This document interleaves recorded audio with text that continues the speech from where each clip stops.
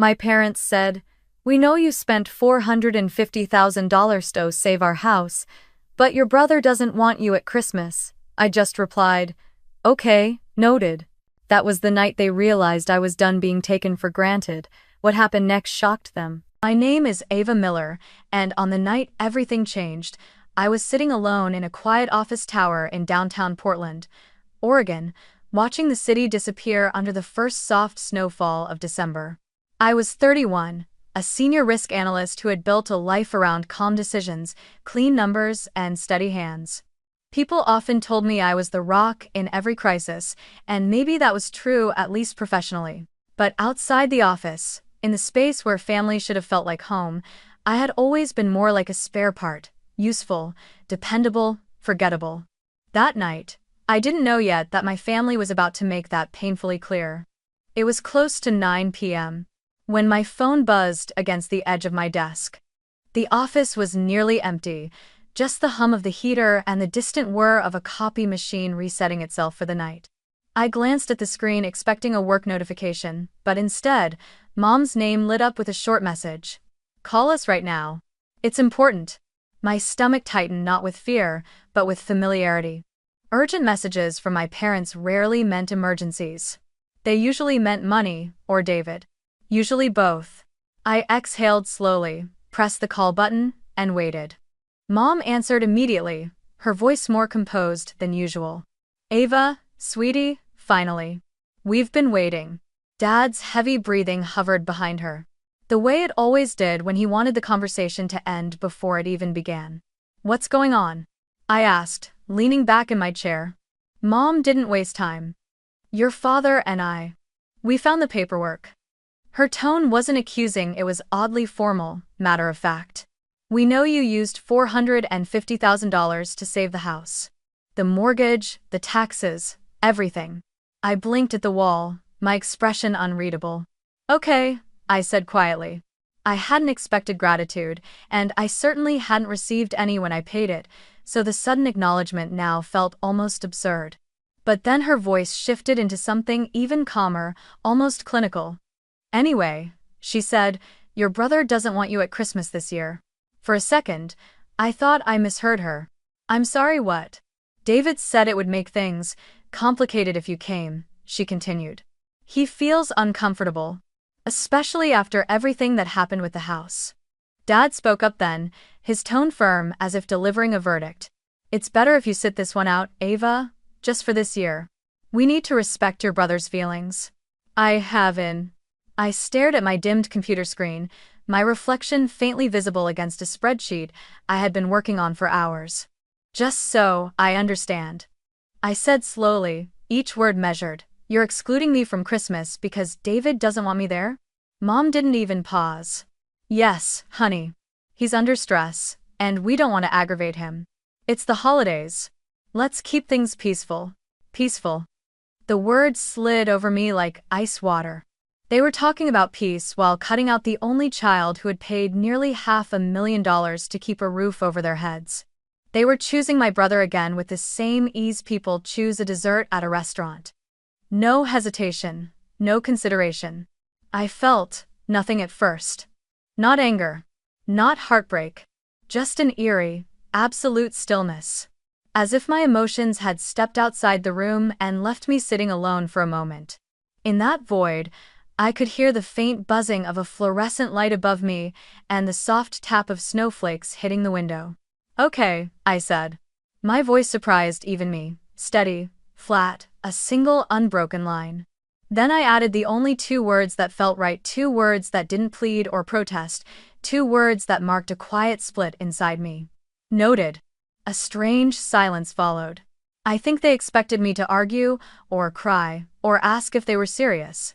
But they had underestimated how many times a person can be pushed aside before the wound becomes scar tissue. "Well," Mom said, sounding thrown off for the first time.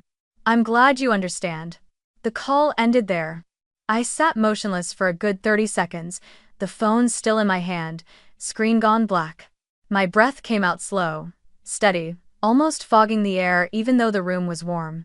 And I realized this wasn't new. Being excluded wasn't new. Being last place wasn't new. What was new was the clarity. The way everything in my life suddenly aligned into one sharp, undeniable truth. The people I had spent my whole life supporting would never choose me, not even for Christmas. I stood, grabbed my coat, and walked down the long hallway toward the elevator. The building felt frozen in time, the kind of silence that made every footstep sound like a question with no answer. Outside, the cold hit my face instantly. Snow was falling in light, delicate specks that melted the moment they touched my skin. The parking lot was almost empty, just a few lonely cars dusted white under the yellow glow of streetlights. I walked slowly, my boots crunching through the thin layer of snow. I wasn't rushing. I wasn't shaking. I wasn't breaking. I felt like someone who had finally opened their eyes after 30 years of living in a dim room. Noted, I whispered to myself not as a response to them, but as a promise to me. By the time I reached my car, a quiet memory tugged at me from somewhere deep inside, something old and familiar, the beginning of a story I had tried to forget. My childhood in Salem, the imbalance that shaped everything, and the brother who had always been placed above me. And as I sat behind the wheel, watching the snow blur the world outside, I knew that to understand what had just happened, I had to remember where it all truly began. As I sat in my car that snowy night, watching the windshield slowly cloud over, my mind drifted somewhere I hadn't visited in years, back to Salem, Oregon, where everything had quietly begun long before I understood any of it. Our old house was a two-story place with fading blue paint, a wide backyard that smelled like wet pine every winter, and a creaky wooden swing. Dad kept promising to fix but never did. To most people, it looked like an ordinary family home. But to me, it was the first classroom where I learned roles I never agreed to play. David and I grew up under the same roof, but not under the same rules. He was 2 years older, the golden son from the moment he took his first breath, at least that's how it felt. My parents didn't call him that, of course. They used phrases like, full of potential, needs to be invested in, or deserves every opportunity. And opportunities were exactly what he received. Private tutors, robotics clubs, summer science camps, tennis lessons, a new bike every other Christmas, then a nicer one when he outgrew that. When he turned 16, Dad handed him the keys to a used but spotless Honda Civic, bought specifically to ensure David didn't fall behind the other boys. Meanwhile, I grew up hearing a different refrain. Ava's strong. Ava's independent. Ava knows how to take care of herself. It sounded like praise at first, but the older I got, the more I realized those words were less about admiring me and more about justifying everything they didn't give me. I was 7 when Mom first handed me a stack of envelopes and said, "Sweetie, can you help me organize these bills? You're so good with numbers." I didn't understand a thing written on them, but I tried. At 8, she had me copy down household expenses into a notebook because you write neater than I do. At 9, I was balancing the grocery list against the weekly budget. I remember sitting at the kitchen counter with my legs dangling off the chair, trying to stretch the food money further so Mom wouldn't sigh the way she did whenever she looked at the bank account. By the time I hit middle school, I could calculate late fees, track bill cycles, and predict which month Dad would forget the electric payment again. Not because I wanted to, but because someone had to. And in our family, someone always meant me. David, on the other hand, never touched a bill in his life. He breezed through childhood with the confidence of someone who had never been told no. When he wanted a new laptop, they saved for it. When he wanted to join a club that cost hundreds every semester, they found the money somehow. When he struggled with a class, they hired a tutor within a week. Every problem he had was treated like a crisis. Every problem I had was treated like something I'd eventually figure out on my own. I still remember one evening in the living room. I must have been around 11. David cried because he got a B on a science test. Mom hugged him, stroked his hair, and whispered, "We'll get you whatever help you need, sweetheart. We believe in your potential." I sat at the dining table nearby, working through my homework alone, my head down. My math grade had dropped too, that year. No one asked why. The message was clear even then. David was the future. I was the fallback plan. But what I remember most vividly about those years wasn't resentment, it was responsibility. A kind of quiet responsibility that seeped into my bones before I understood how heavy it was. I was the kid who remembered appointments, who reminded Dad to pay the water bill, who packed the family backpack on day trips, who checked that the back door was locked at night. If something slipped through the cracks, the house felt off-kilter. If David forgot something, it was excused. If I forgot something, it was a lesson in being more careful next time. There was one afternoon in high school that sums up our childhood perfectly.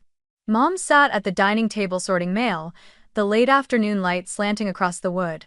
David walked in, excited, waving a flyer for some competitive leadership camp in California. "Mom, I want to go. Everyone cool is applying."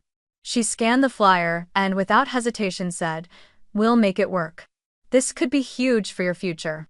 Then, almost as an afterthought, she turned to me and asked, "Ava, can you help me calculate the costs and payment deadlines? You're the organized one." David got the camp. I got the spreadsheets. But the moment that stayed with me longest happened on a rainy Saturday when I was maybe 15. I overheard my parents talking in the kitchen while I cleaned the living room. Mom sounded tired but determined. "David needs every advantage," she said quietly. "He could really be someone. We have to invest in him." Dad responded in a grunt. "And Ava?" Another pause. The kind of pause that teaches you something without a single word being spoken. "Ava's strong," Mom concluded. "She'll be fine. She always is." I remember wiping the counter mechanically, pretending I hadn't heard a thing, pretending I didn't feel something in my chest shift into a place I'd never quite be able to shift back from. That was the day I understood the truth. They weren't ignoring me out of malice, they just truly believed I didn't need them. They thought I was built to endure. Maybe that's why I became the person I am today, calm, collected, the one who steadies the ground when everything else is shaking. But strength built from necessity isn't the same as being cared for. And independence forced too early becomes a cage disguised as competence. Sitting in my car decades later, watching the snowfall blur the world outside, I realized that the phone call I'd just received wasn't an isolated wound. It was simply the final echo of a childhood where my worth was measured by how much I could hold together. And for the first time in 30 years, I felt something shift not inside my family, but inside me. By the time I left Salem for college, the roles in our family were already carved in stone. David was the one being launched toward greatness, and I was the one who kept the gears from jamming. Nothing dramatic, nothing spoken outright. Just a quiet assignment handed to me through years of patterns, expectations, and the kind of praise that feels more like duty than love. It didn't surprise anyone when I earned a full scholarship to Oregon State. I worked for it late nights studying at the dining table, tutoring classmates for extra cash, stacking every achievement I could like bricks under my feet. My parents congratulated me, of course, but in a tone that suggested it made perfect sense. "Ava's smart," they said. "Ava figures things out." As if effort and exhaustion were my native language. David's path was different. When he got into a private university in California, the celebration lasted for weeks. There were dinners, phone calls to relatives, even a small backyard party. "He deserves this," Mom kept repeating. "We want him to have the best."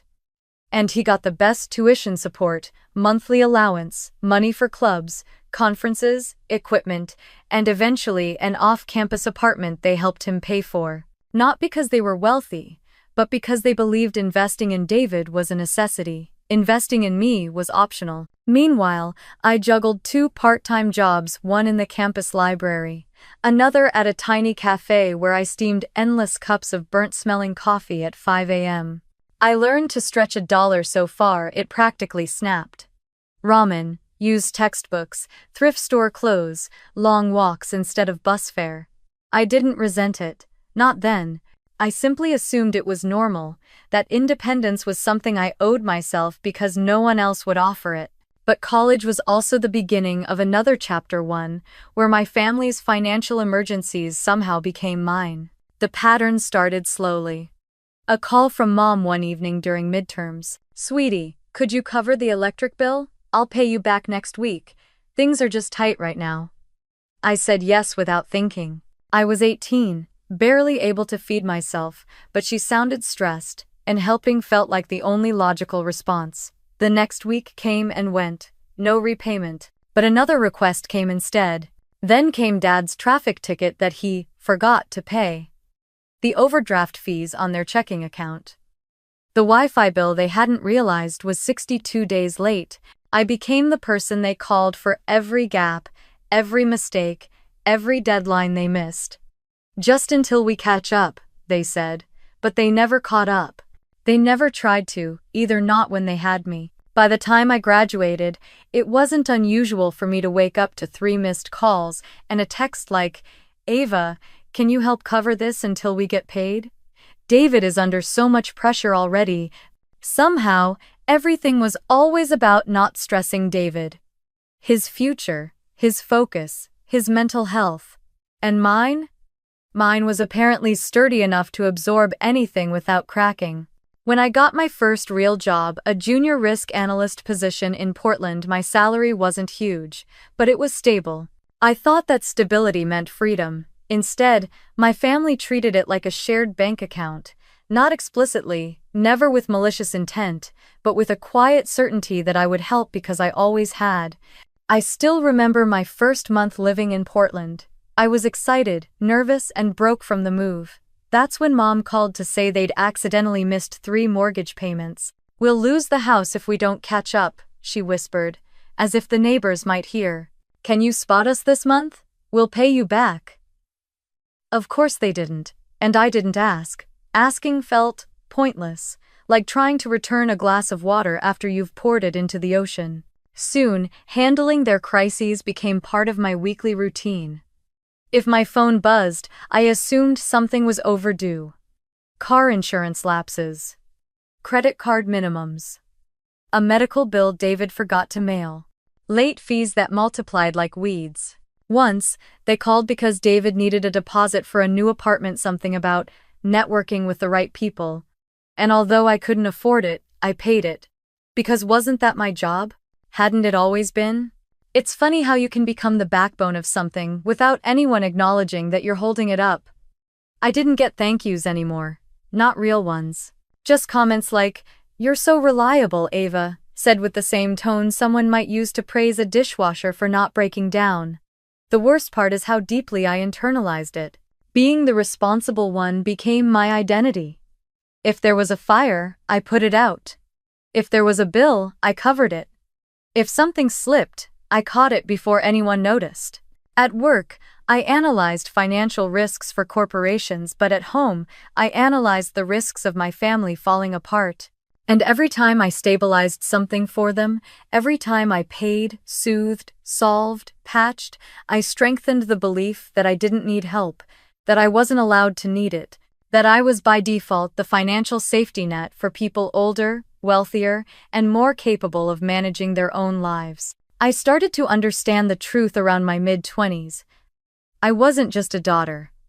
I wasn't a sister. I had become the unofficial household treasurer, crisis manager, and emergency fund rolled into one. And my family had quietly, almost lovingly, assigned me that role without ever calling it by its real name, their bank. And the worst part? I kept fulfilling that role because I didn't know how not to. Because somewhere deep inside, the little girl who learned to stretch grocery money still believed that holding everything together was the only way to be valued. Sitting alone in the car years later, snow falling gently outside, I realized something that hurt more than the Christmas call itself. This pattern had started so long ago that my family didn't even recognize it as a pattern. To them, I had always been the person who could handle anything. So of course I could handle this too. Except, for the first time in my life, I wasn't sure I wanted to. A year before the Christmas call, the call that finally drew a line through my heart, I faced the biggest financial crisis my family had ever pulled me into. It started with a voicemail from Mom, her voice breathless, trembling in a way I had only heard twice in my life. Once when she crashed the car years ago, and once when David failed a college class that almost cost him his scholarship. "Ava, "Call me back," she said. "It's urgent. It's the house." Quote. I called immediately, and Mom answered on the first ring. She didn't waste a second. "We got a notice today," she gasped. "A foreclosure notice." My heart sank, but I didn't panic. Not because it wasn't serious, but because panic had never been a luxury available to me. "Send me everything," I told her calmly. "Every document, every bill, every letter. I'll look at it tonight," she cried in relief. "I knew you'd know what to do," she whispered. When the PDFs arrived, I opened them on my laptop in my small Portland apartment, sitting on the edge of my bed with a notebook and a pen. As I scanned through the pages, the weight of what my parents were facing settled over me like wet cement. 3 months of unpaid mortgage. Accumulated late fees. An interest rate spike from a previous refinance they had agreed to without reading the fine print. Credit card debt so high, I had to count the zeros twice. Property taxes overdue by nearly a year. And then buried among the papers, a line item showing money my parents had lent David for business investments, which he had never repaid. It wasn't one mistake. It wasn't even a series of mistakes. It was years of mismanagement, denial, and wishful thinking stacked into a mountain that was now collapsing, and the foreclosure date was set. Weeks away. If they didn't pay a significant portion immediately. The house, the place where I grew up, the only place my mother had ever lived since marrying my father, would be taken. That night, I drove to Salem. It was dark when I arrived, but the entire house was awake. Mom was pacing. Dad was sweating. David was talking fast about some big investment payout that was so close. The same line I had heard 100 times. If pressure were currency, David would have been a billionaire long ago. As I stepped into the kitchen, all eyes turned to me. Not because I was the favorite, not because they trusted my wisdom, but because they trusted my ability to fix things. "It's bad," I said, laying the papers on the table. "Worse than I expected." Mom let out a small sob. Dad rubbed his forehead. David leaned back, arms crossed, as if waiting for me to present a solution like an employee delivering a report. "How much do we need?" Dad finally asked. "To stop the foreclosure?" I replied. "At least $120,000 right now, and more to stabilize everything long term." The silence that followed was thick and suffocating. Dad muttered something about refinancing again, but I shook my head. "You won't qualify. Not with your credit. And not with this level of delinquency." David jumped in, eager to look useful. "Like I said, my investment is coming soon. I can put in money once that hits." I looked at him, exhausted. "David, your investment has been coming for 3 years. He scowled. "You don't understand business." I wanted to laugh, but I didn't. Later that night, while the rest of the house spiraled between despair and denial, I stepped into my old childhood bedroom and sat on the edge of the bed. I stared at the wall, thinking. I had savings carefully built over years of budgeting, sacrifices, delayed vacations, skipped luxuries, money that wasn't for emergencies, money that was supposed to be my future. A down payment for a home. A sense of stability I'd never had growing up. It was the nest I had built for myself because no one else ever would. But now, that future was pulling against the present in the ugliest possible way. I could walk away. I could say, "I'm sorry, I can't help you. This isn't my responsibility." And I would be right. Completely, morally, ethically right. But the truth was simple and brutal. If I didn't step in, they would lose the house. And as much as I resented being the family's safety net, I couldn't bring myself to let my mother lose the home she had poured her entire life into. That house was where she planted her garden every spring, where she decorated the living room with garlands every Christmas, where she stayed up late sewing costumes for my middle school plays. A lifetime lived between those walls. So I made the choice. I told them the next morning. "I'll cover it," I said. "All of it." Mom burst into tears of relief. Dad finally exhaled. David nodded like I had confirmed something he already suspected. not gratitude expectation. And then, the moment that should have stung the most, they didn't ask what it would cost me, how much of my savings it would drain, what dreams I was sacrificing to save theirs. They simply accepted it. Over the next few days, I paid everything. The mortgage arrears, the property taxes, the interest, the credit cards, every bleeding financial wound they had ignored until it became fatal. In total, it came out to nearly $450,000, money that had taken me a decade to earn and save. I refinanced the house in my name temporarily so they wouldn't lose it. I met with bankers, negotiated penalties, and structured repayments. By the time I was done, the house was safe. My parents thanked me once, briefly, softly, like someone thanking the mailman for dropping off a package. Then, within weeks, the crisis faded into the background, and my role in saving them was rewritten as something almost inevitable. Ava handled it, they'd say, shrugging with the comfort of people whose burden had been lifted before they even felt its full weight. David never mentioned paying them back. Not once. Life resumed as if I hadn't single-handedly kept them from collapsing, and that more than the exhaustion, more than the money was what stayed with me. Because when you save people who refuse to change, the reward is often silence, not gratitude, not respect. Just silence layered over an expectation that you'll do it again. And a year later, when they told me I wasn't welcome at Christmas, that silence finally became impossible to ignore. When I got home after the phone call, the call where my parents calmly informed me that my brother didn't want me at Christmas, and they agreed I didn't cry. I didn't scream. I didn't collapse against the door like someone in a movie whose world had just shattered. Instead, I walked into my apartment, hung my coat on the hook by the door, and stood in the silence. It wasn't the silence of peace. It was the silence of impact, the moment right after something sharp enters you but before the pain blooms, like being stabbed in a way that doesn't draw blood, only breath. I sank onto the couch without turning on the lights. The only illumination came from the faint glow of the city outside my window, a street lamp flickering against falling snow, headlights sliding past on the wet pavement, the red blinking of a distant radio tower. I stared into that dimness and tried to understand what I was feeling. It wasn't shock. Nothing my family did could shock me anymore. It wasn't even betrayal. Betrayal requires the expectation of loyalty. What I felt was something smaller and heavier, a quiet, sinking realization that I had spent my entire life standing in a place I was never meant to stand. Being excluded wasn't new. Being unappreciated wasn't new. Being the afterthought wasn't new. What was new was that, for the first time, I saw the pattern clearly. Saw how deeply the roots ran. Saw how long I had allowed myself to play the role of the strong one, the mature one, the reliable one, as if those labels meant I didn't need love, inclusion, or softness. As if being capable meant being invulnerable.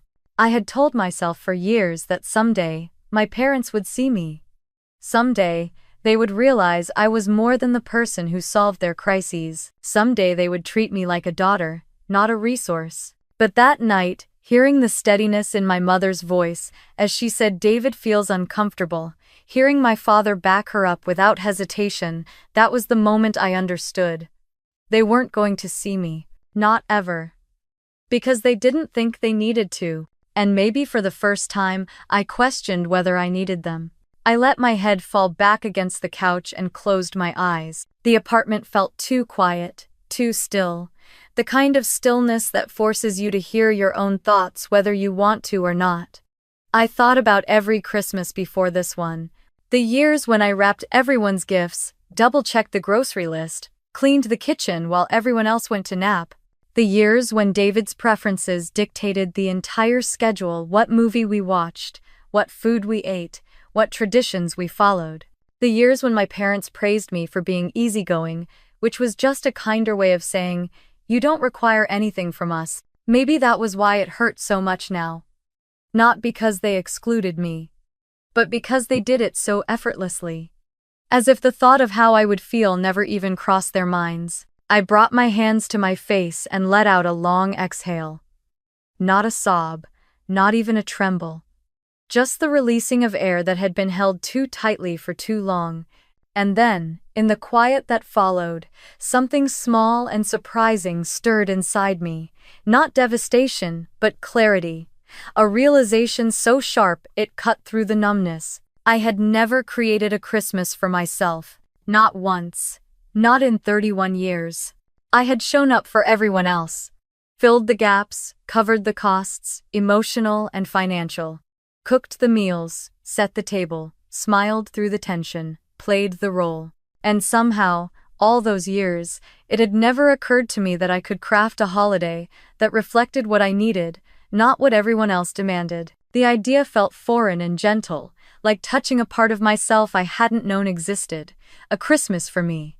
A space where nothing was expected of me except presence. A table where I didn't have to prove my worth to earn a seat. My thoughts drifted toward people around me, people I cared about, people who, like me, didn't have a place to go this holiday. There was Mr. Ellis, my elderly neighbor down the hall. He was 82, widowed, with shaky hands and a soft voice that cracked mid-sentence. He spent most holidays alone because his son lived across the country and rarely visited.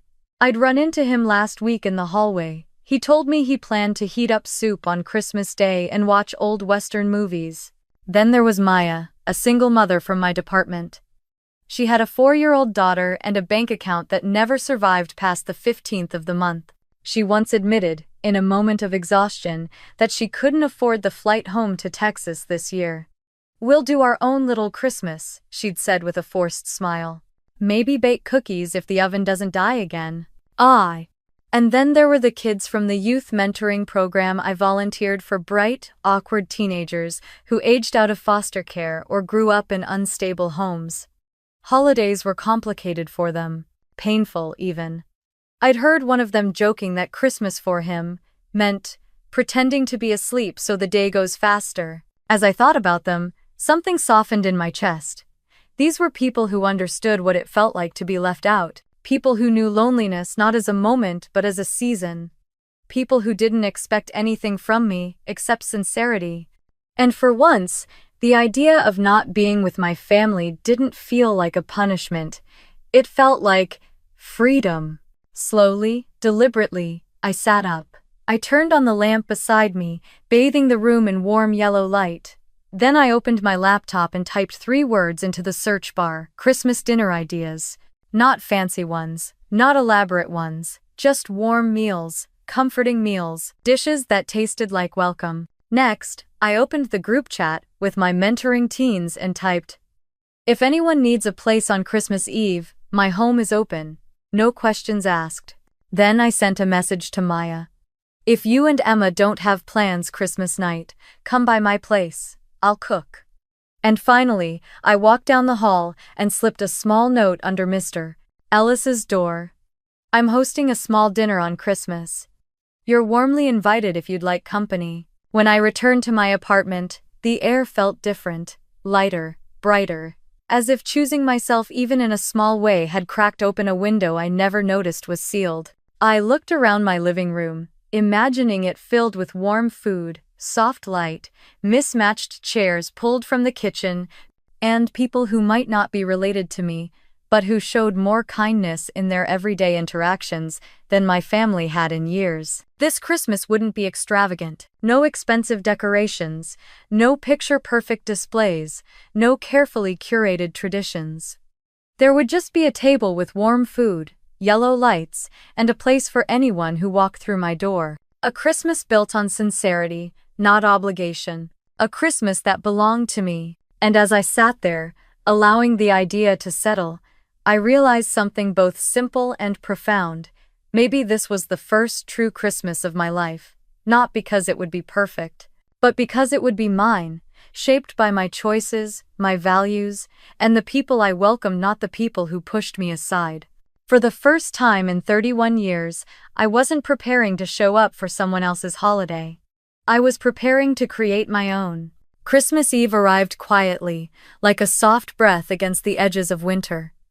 Outside, Portland was wrapped in a thin white coat of snow, and the city lights flickered through the frosted windows of my apartment. Inside, I moved slowly around my kitchen, stirring pots, checking timers, tasting soups, adjusting the lights exactly the way I wanted them: warm, dim, comforting, like candlelight without the flames. It wasn't extravagant, it wasn't magazine pretty, it was just warm. And for the first time, that felt like enough. I set out mismatched plates I'd collected over the years, some thrifted, some gifted, some bought on sale, and placed them around the small dining table I had pushed into the center of the living room. I draped a soft beige tablecloth across it, laid a string of fairy lights down the middle, and put a bowl of pine cones from a park nearby as a makeshift centerpiece. My apartment smelled like cinnamon, roasted vegetables, and the kind of slow-cooked meal that feels like an embrace. When the first knock came, it startled me. For a moment, my stomach fluttered not with fear, but with something I hadn't felt in a long time: anticipation, mixed with a touch of vulnerability. I wiped my hands on a towel and opened the door to find Mr. Ellis, my elderly neighbor, standing there with a shy, almost embarrassed smile.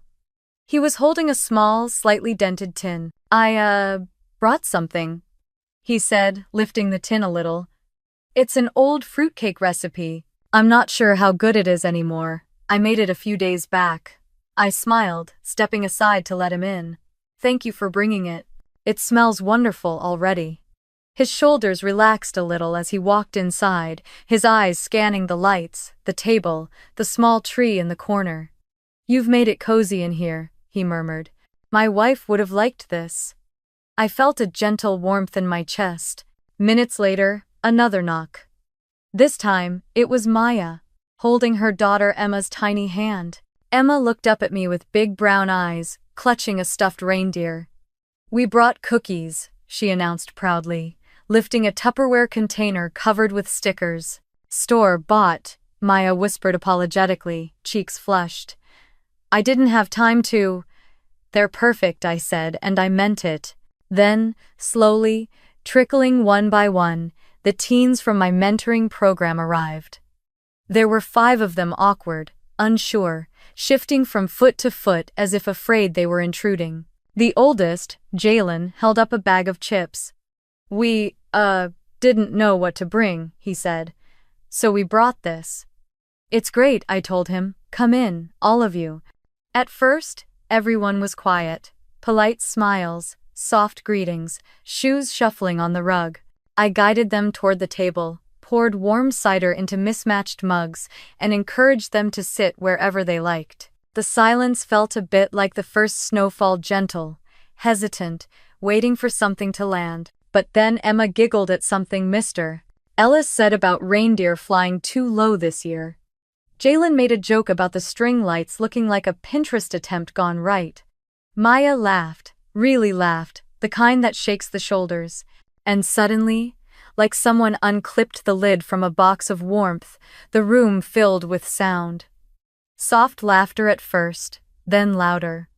Conversations overlapping, the hum of life settling into the corners of my home. Mr. Ellis placed his fruitcake at the center of the table, apologizing again for how old-fashioned it was. But when I sliced it, the sweet smell of cinnamon and nuts spread through the room, and everyone leaned in. "This tastes like Christmas," one of the teens said with his mouth full. Ellis looked down, eyes wet, pretending to adjust his glasses. Emma dragged her chair next to mine and asked if she could help serve mashed potatoes. Maya kept thanking me over and over, whispering, "You saved our holiday, Ava. You really did." Jalen and the others argued about which movies counted as real Christmas movies, debating between Home Alone and Die Hard, until Mr. Ellis chimed in that the only true Christmas movie was It's a Wonderful Life, which made all of them groan dramatically. At one point, the youngest teen, quiet, soft-spoken Lily, looked around the table and said in a voice so small, the room had to fall silent to hear it, "This is my first Christmas dinner, ever." She didn't say it for pity. She said it with awe, like she was discovering something she thought only existed in movies. And everyone gently smiled at her, not with sadness but with the warmth of people who understood what it meant to have gone without something most people take for granted. This is the first Christmas that feels like Christmas, she added. My throat tightened. I glanced around my living room at the lights, the food, the shared space, and something inside me settled. Something that had been restless and aching for years. My family had pushed me out of their holiday, but without meaning to, they had pushed me into a better one, a real one built on kindness instead of obligation, warmth instead of duty. After dinner, we made hot chocolate with too many marshmallows. Emma insisted on adding whipped cream to everyone's cup, including Mr. Ellis's, who accepted it even though he claimed he hadn't had sugar after 7 p.m. in 20 years. Someone suggested playing music, so Lily connected her phone to my speaker and played a playlist of soft acoustic holiday songs. The sound filled the apartment, weaving through the laughter, the clinking of cups, the faint whistle of wind outside. We took a group photo, not planned, not posed, just everyone gathered naturally around the table with smiles that reached their eyes. When I looked at the picture later, I realized it was the first Christmas photo I'd ever been in where I didn't feel like a background character. As the evening wound down, one by one they gathered their coats, hugged me goodnight, and thanked me in voices that felt honest, not obligatory. Mr. Ellis squeezed my hand and whispered, "Your table felt like home tonight." Maya kissed my cheek and said she wished she had met me years ago. The teens promised to come help me take down decorations next week, already planning snacks and playlists for it. When the door finally closed and the apartment returned to quiet, I didn't feel empty. I felt full in a way I had never known. I walked around the room slowly, touching the back of a chair here, unplugging a string of lights there, taking in the remnants of warmth left behind like footprints. I sat on the couch, pulled a blanket over my legs, and let myself smile.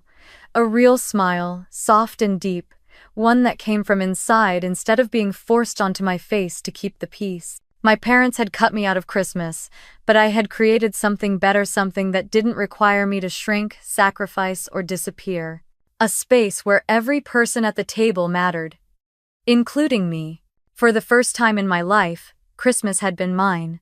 And it was warm. The morning after Christmas arrived colder than the night before.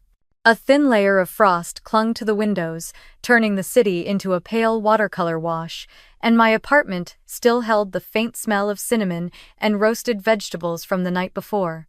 I woke up with a strange lightness in my chest, the kind that comes from doing something good, something right, something chosen. I wrapped myself in a blanket, holding a mug of warm tea, as I replayed the laughter, the warmth, the clinking mugs, the way everyone left a little happier than they arrived.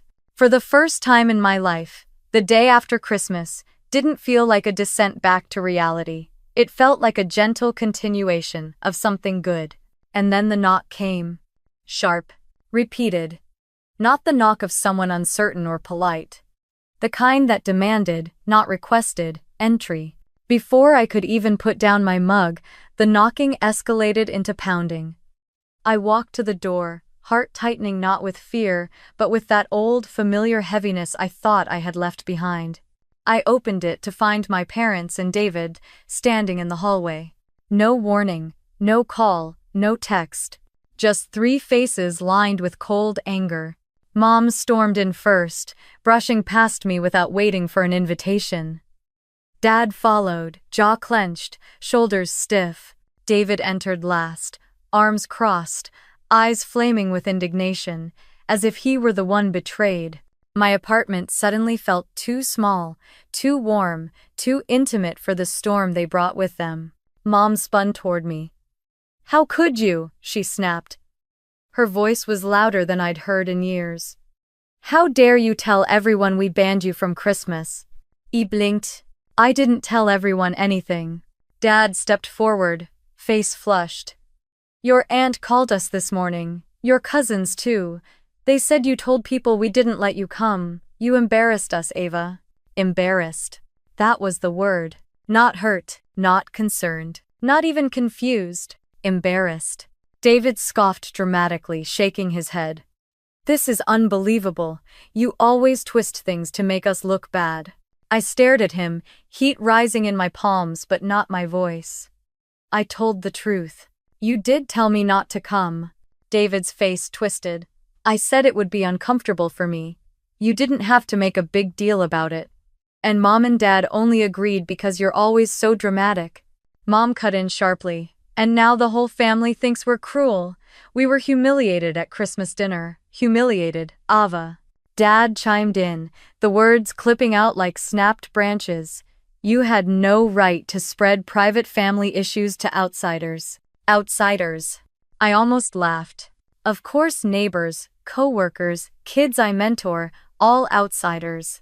People who showed me more warmth in one evening than my family had shown me in years. But I didn't say a word. Mom looked around my apartment, then at the extra chair pulled up to the table, the crumbs left on plates, the pine cones still resting in the bowl. So you had your own little Christmas, she sneered. Did you tell everyone we abandoned you? That we're terrible parents? Her voice sharpened into something brittle. How could you do this to us? Do this to them? The thought echoed inside me. David stepped closer, jabbing a finger toward me like I was a delinquent employee. What you can do now, he declared, is make it right. His tone was matter-of-fact, confident, entitled. My project needs funding again. You know the situation I'm in. And the house after the storm last month? The roof is leaking. We need that fixed before January. He gestured between himself and our parents. So here's what we're thinking. You pay for the repairs and cover another round from my investment account. Then we'll all move past this. It was so astonishing, so absurd, so deeply familiar that I felt a strange detachment wash over me, like I was watching someone else's life from across the room. My family, my flesh and blood, had shown up the day after excluding me from Christmas, not to apologize, not to ask how I was, but to demand more money. David, I said quietly. You told them you didn't want me there. He threw his hands up. Because you make everything uncomfortable. You show up with your quiet judgment, acting like you're better than us. It's selfish, Ava. He leaned forward. But you can still fix all this. Do what you always do. Do what I always do. Hold everything together. Pay for the damage, financial and emotional. Absorb the blame. Dad nodded sternly, validating David's demands. Your brother is trying to build something important. We need you to support him right now instead of making things worse. And in that moment, something inside me fully, completely, stilled. Not broke, no. It didn't feel like breaking. It felt like everything had snapped into place. The truth I'd been circling finally settling where it belonged. They weren't here because they loved me. They weren't here because they missed me. They weren't even here because the family was upset. They were here because they needed their financial safety net back in its rightful position. They were here because, in their minds, I was still the fixer, still the responsible one, still the daughter who never said no. I sat on the arm of my couch, hands folded, shoulders relaxed, silence wrapped around me like a coat. And I let them talk, let them complain, accuse, demand for minutes that stretched into what felt like hours. Mom's voice rose and fell. Dad's anger simmered like a low flame. David paced, ranting, gesturing, pointing. And I listened with complete calm. Not because their words didn't hurt, but because, for the first time in my life, their words didn't control me. I didn't defend myself. I didn't justify. I didn't explain. I didn't absorb. I just listened. And the more they spoke, the more I realized how deeply I had changed.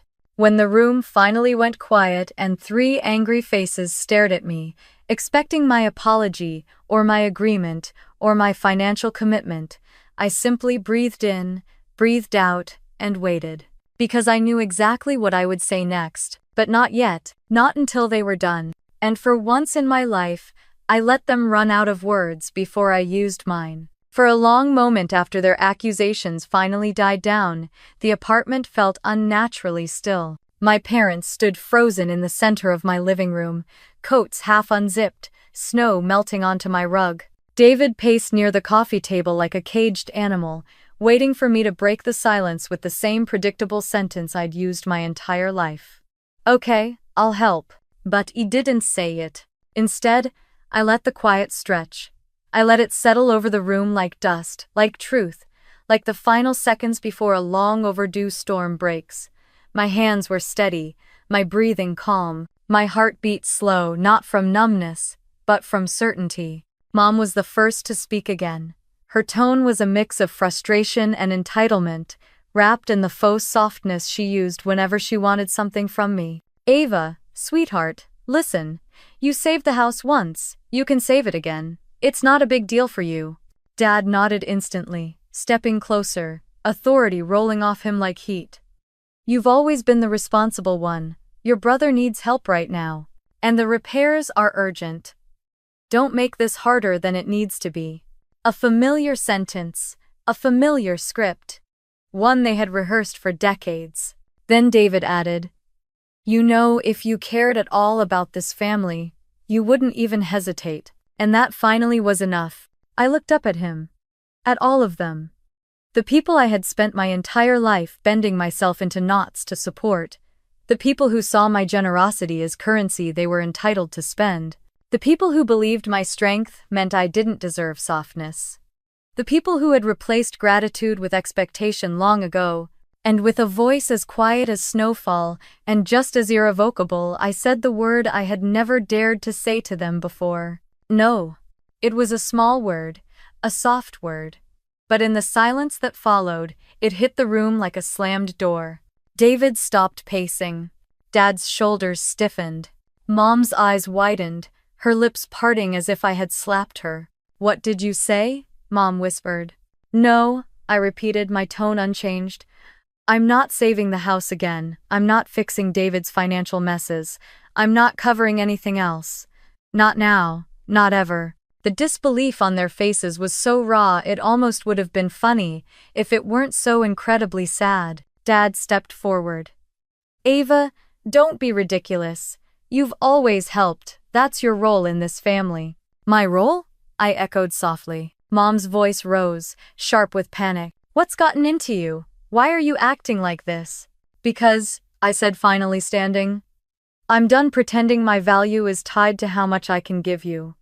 I'm done being your backup plan, your fixer, your wallet, your emotional sponge. I'm done." Their mouths opened in unison, shock, rage, confusion mixing like storm clouds, but I didn't give them time to speak. Instead, I walked to the console table near the entryway, opened the top drawer, and pulled out a white envelope I'd prepared months ago. I didn't expect to use it, not now. Not like this, but when I sealed it, a part of me must have already known this day would come. I carried it back into the living room and set it gently on the coffee table. David frowned. "What's that?" I looked at him, then at my parents. "Everything," I said. "Every bill I paid for you, every overdue charge I covered, every loan, every emergency, every month you needed help, every dollar I spent to save the house. Every credit card payment, late fee, insurance lapse, medical bill, and David's so-called business investments. I documented all of it." Dad scoffed. "Why would you do that?" "So none of us could rewrite history," I replied. "So you couldn't claim I never helped. So you couldn't pretend my no was sudden or unreasonable." "Ah." Mom reached for the envelope with trembling hands, her eyes scanning the first page. As she turned each sheet, her face tightened, shock giving way to embarrassment, then anger, then something like shame she refused to show. At the very bottom of the final page, I had typed one single line. "This is everything I have ever given you. There will be no more after today." Mom's voice cracked.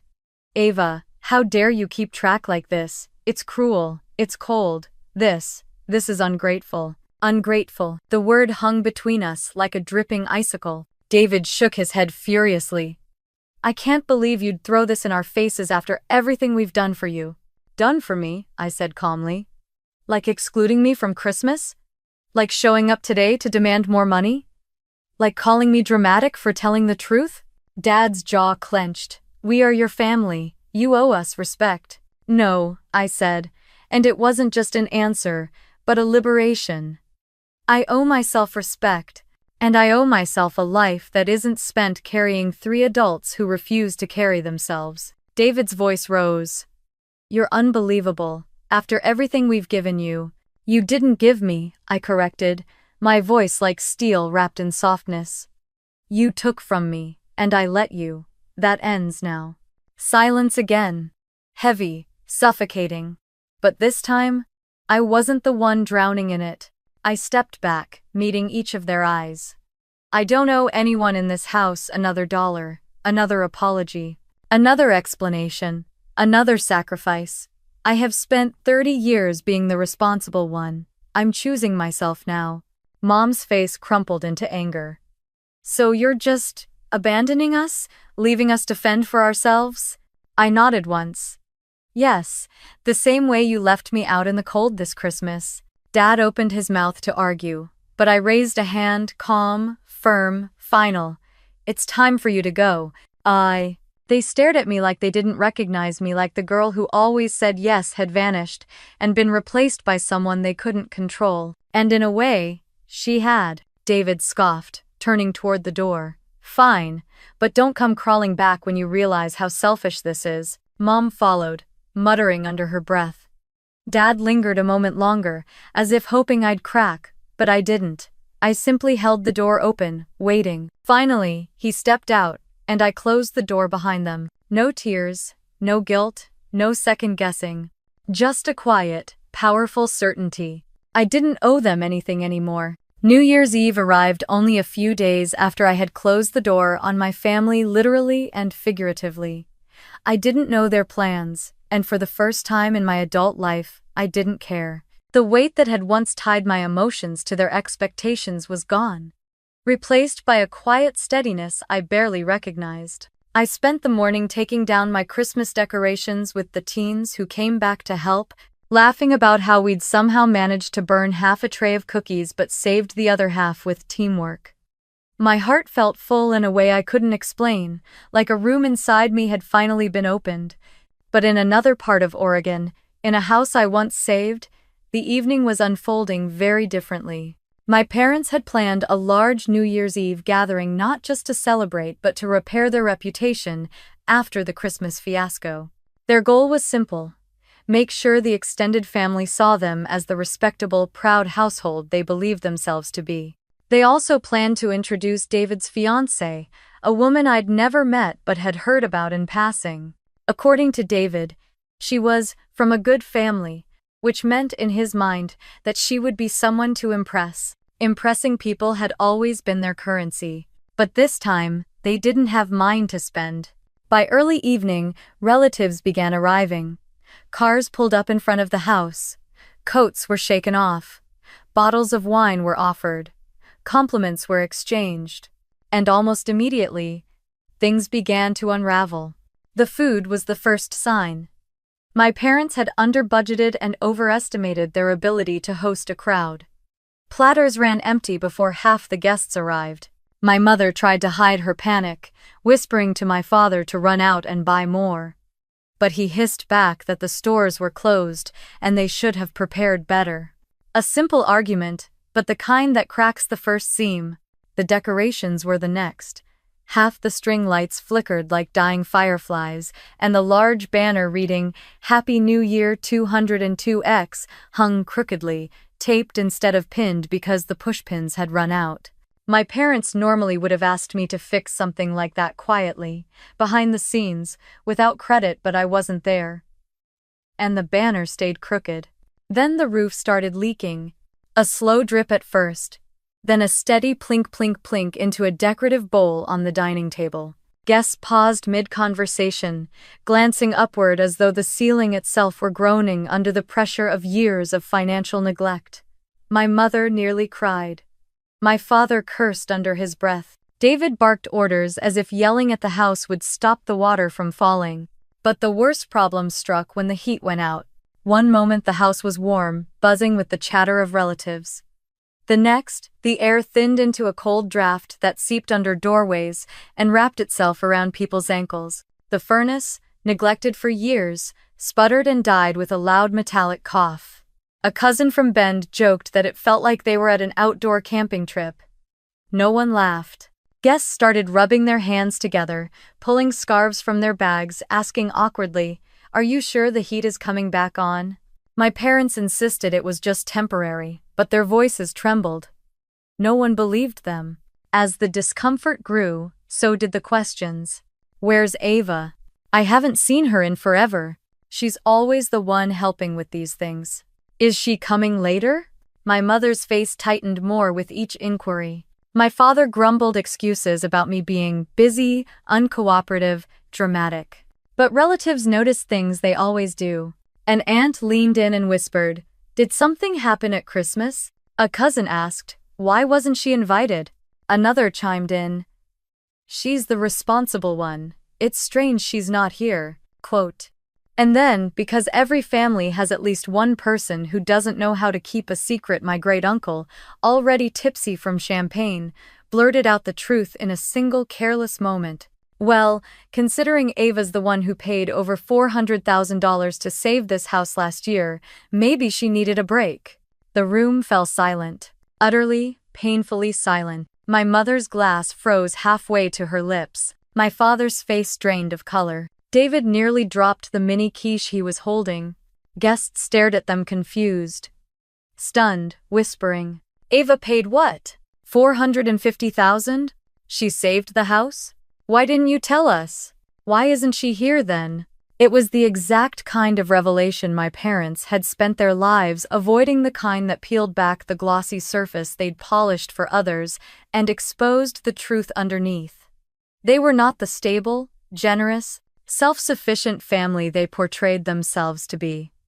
They had been carried quietly, consistently by the one daughter they undervalued. Mom tried to regain control of the narrative, but the relatives were relentless, pressing for details, shocked that they would treat the child who saved their home with such indifference. Dad tried to defend himself, but his words cracked under the weight of contradiction. Someone asked why they didn't repay me. Another wondered aloud how they could cut me out of Christmas after such a sacrifice, and then the dam broke. It started with my parents arguing with each other, loudly, in front of everyone. Mom blamed Dad for the financial decisions. Dad blamed Mom for mismanaging the bills. Both blamed David for borrowing money he never repaid. David shouted that they should have managed their own finances better. Mom cried that David was supposed to be the successful one, and Dad retorted that I had been the only dependable child they had. Guests stood there frozen, clutching plates and champagne glasses, watching the image of the perfect family crumble into shards at their feet.